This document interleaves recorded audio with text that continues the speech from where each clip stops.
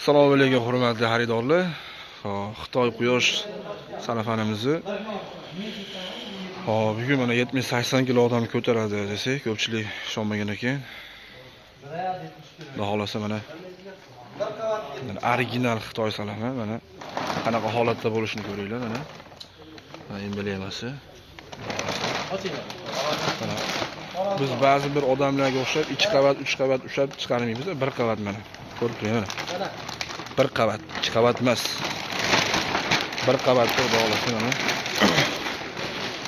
Qolmay. 70 kg. Videoni uzmaymiz. Videoni uzmagan holatda mana ko'rib. Mana. Bemalol. Sahra mana bemalol. 70-80 kg odam bemalol ustida yugurib yursanglar bo'ladi. Ko'rib turganlaridek. Cho'zilmadi ham.